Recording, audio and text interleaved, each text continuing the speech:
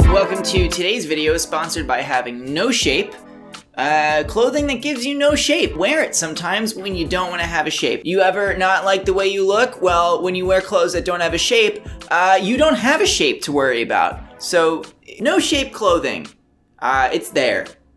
Anyways, I got a message on Tumblr that I want to talk about. How do I move on from friends who don't care for me? I have a friend who means the world to me, and I would literally die for them, but they act like I'm a random classmate to them. They say that I'm their most important friend, but I feel completely irrelevant. How do I stop this so it wouldn't hurt so much? That, dear friend, dear child, is such a relatable feel. I have spent most of my life, if not all of my life, like since I had enough of a personality to like feel things, trying to be loved. The way that that I grew up, the way that my personality has meshed with that has resulted in a personality that tends to be completely terrified at all times that people hate me. I resort to giving everything of myself. As you've hinted here, you would die for this person. I relate to that. I do that. But I constantly feel disappointed that other people don't meet me there. I'm gonna lean in really close for this one. Like super close. Like probably uncomfortably close. That isn't healthy. The amount of times that I've like sat anywhere in my life and I've thought about how all of my problems would be solved if people would just give it back.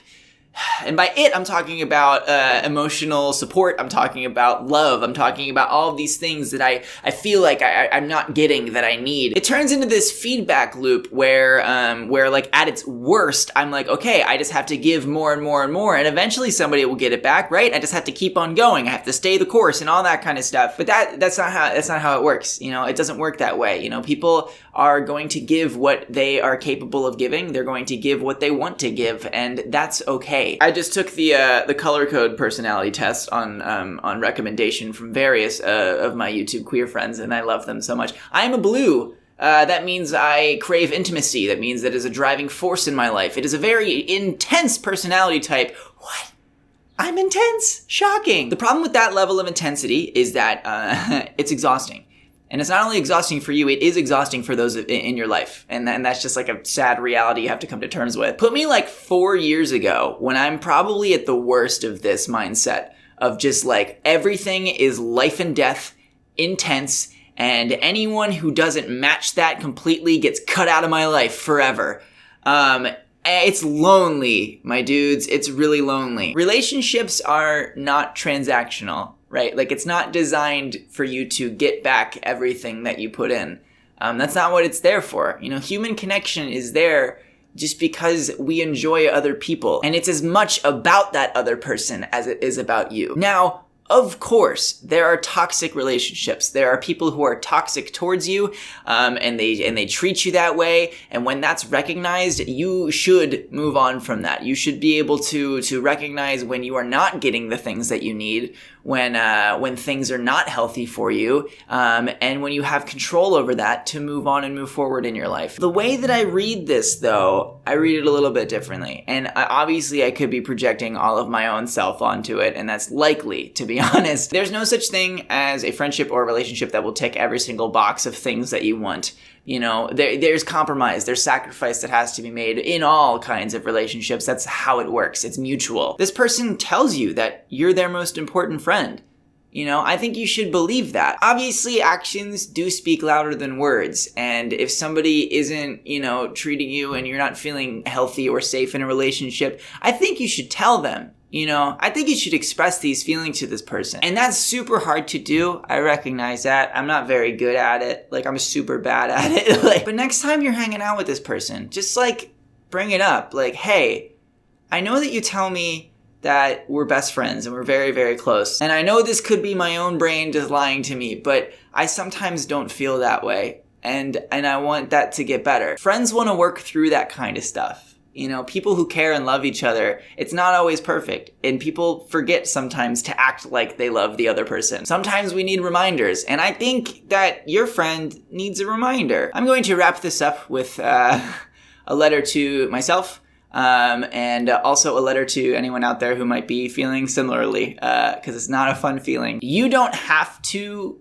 die for other people in order for a friendship or relationship to be significant. You don't even have to be willing to get to that point. For those who feel intensely, that's kind of the default, to get to that place of intense loyalty that you lose sight of anything going on around that person, and sometimes you lose sight of the person themselves. If you're not getting what you need, or you're not feeling like you're getting what you need, talk about it. And talk about it with this person. Intense brains have a really good ability to embellish situations, particularly negative ones. My brain, in particular, loves to vividly remember and like turn up the saturation on anytime something goes wrong, a mistake, something bad that happened to me, to the point that it like shapes my identity so heavily in that moment. Let's try to be aware of that, because it doesn't serve us. I know I feel the way that I feel, and I do relationships the way that I do as a result of the experiences of life that I've had. Feeling safe and feeling secure,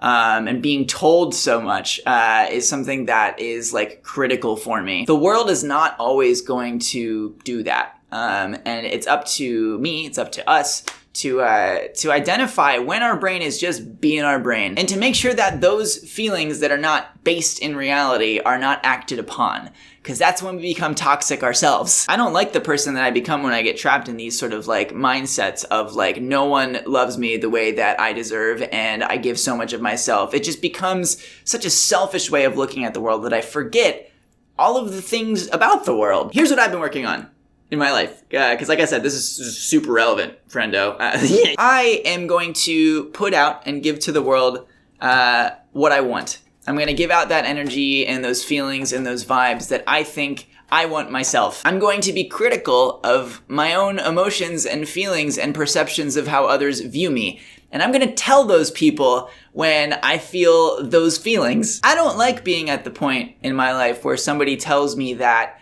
that I am good or that I am cared for, and it moves me to tears. I don't think that should be that shocking to me, but sometimes it is. So my personal pledge to myself, and my advice that I'm giving here, is to try and facilitate more of those conversations, which is scary, but worth it. I think all of us deserve to know where we stand in this world, because if we don't know where we stand, we don't know where we're going. And it's very hard to build a healthy, solid life if you just feel like you're floating around and have no idea what you're doing, why you're doing it, and who's doing it with you. So that's that. That was kind of intense. Everybody, like, deep breath in and fart noise. Let's lighten it up. I hope you guys. I hope this video made sense. I really hope it did, because I just sort of threw it all out there. If you have thoughts on this, or any questions or anything whatsoever you would like to share, please do so in the comments down below. That would be amazing. If you want to see more of my videos, you can subscribe here if you would like to. And additionally, if you want to help support this channel, I post exclusive content up on Patreon. If you want to check that out, that would be amazing. Well, that's about it for me over here. I'm getting a little sweaty. Ooh, I haven't had vlogger sweat in a while. Maybe it's because of the shapeless clothing. That's likely. I'm gonna go cool off. Bye.